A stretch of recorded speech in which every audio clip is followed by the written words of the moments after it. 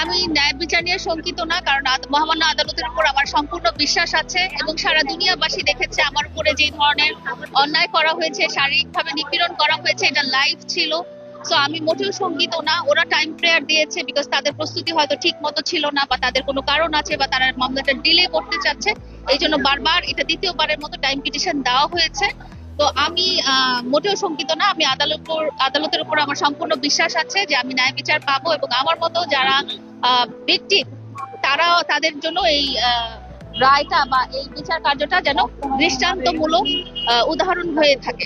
মামলা মিথ্যা বানোয়াট কিনা সেটা তো জাজ করার দায়িত্ব আমার না। আমার অভিযোগনামা আমি থানাতে জানিয়েছি, যেটা প্রসিডিওর অনুযায়ী আমি থানাতে অভিযোগনামা জানিয়েছি, এবং অভিযোগ সত্যতা প্রমাণিত হওয়ার পরে কিন্তু মামলাটা হয়েছে। আমি কোনো মামলা আদালতে এসে করতে পারিনি, আমি জাস্ট আমার অভিযোগটা জানিয়েছিলাম এবং সেটা তদন্ত হয়ে সত্যতা প্রমাণিত হওয়ার পরে সেটা মামলার আকার ধারণ করেছে। এখানে মিথ্যা যদি হতো তাহলে এটা মামলা হতো না, হয়তো অভিযোগের জায়গায় অভিযোগ থাকতো। আসলে মামুনের সাথে আমার ক্যারিয়ার বা আমার সামাজিক অবস্থানে কোনো রকম কম্পারিজন চলে না।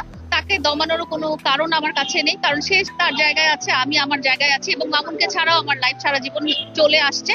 ওকে দমানোর কোনো ওরকম কম্পারিজন বা কি বলবো তুলনাই আসলে হয় না। ওর জায়গায়, আমি আমার জায়গায়। তো ও অন্যায় করেছে, ওকে ইচ্ছা করলে অনেক কিছুই বলা যেত। ও আমার সাথে প্রতারণা করেছে, ও আমার অর্থ সম্পত্তি হাতিয়ে নিয়েছে, সেগুলো ব্যাপারে আমি কিছু বলিনি। কিন্তু যেগুলো খুব অ্যাকিউট ছিল, যেগুলো একটা মানুষকে বা একটা প্রাণীকে, একটা জীবকে আসলে কোনো কারণ ছাড়া শারীরিক ভাবে হেনস্থা করা বা অত্যাচারিত করা বা ভায়োলেন্সের মধ্যে নিয়ে যাওয়াটা আসলে কোনো মানুষের কাজ না। এটা অন্যায়, এটা সারা জীবনই অন্যায়। যেটা অন্যায় সেটা সারা জীবনই অন্যায়। তো অন্যায়কারী নিজেকে প্রোটেক্ট করার জন্য অনেক বাহানাই ধরবে, অনেক কিছুই বলবে। তো আমি আদালতের উপর আমার সম্পূর্ণ বিশ্বাস আছে, এবং আপনারা দুনিয়া সবাই দেখেছেন যেদিন আমার সাথে এই ঘটনাটা হয়েছিল 2023 সালের 12 ডিসেম্বর, সেটা পুরো লাইভ ছিল। লাইভের মধ্যে সে আমাকে ফিজিক্যালি অ্যাসল্ট করেছে রাস্তায়, গাড়িতে। সেটা সবাই দুনিয়াবাসী দেখেছে। এটা মিথ্যা আসলে হতেই পারে না। আমার কাছে অন্যায়টা অন্যায়। পরে আদালত তাকে কি শাস্তি দিবেন কি দিবেন না, বা রেহাই দিবেন, সেটা আদালতের উপরে, সেটার উপরে আমার সম্পূর্ণ সম্মান আছে। এই যে যখন আসলে একটা সম্পর্কের মাঝে সম্পত্তি, টাকা পয়সা, লোভ এগুলো চলে আসে, তখন সেটা আসলে কোনো রকম ভালো সম্পর্ক হতে পারে না। সেটা সম্পর্কের সমীকরণ হতে পারে না। একটা সম্পর্কের মধ্যে সম্মান থাকবে, ভালোবাসা থাকবে।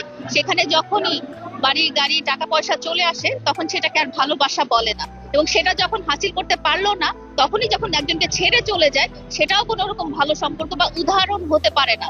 তো এই জন্যই আমরা আজকে দুই মেরুতে আমি আদালতের দ্বার প্রান্তে এসে হাজির হয়েছি, ন্যায় বিচারের আশায়। সমস্ত মেয়ে জাতি যারা আমার মতো ভিকটিম হয়েছে, তাদের জন্য সাহস জোগাতে, যে আপনারাও যদি কখনো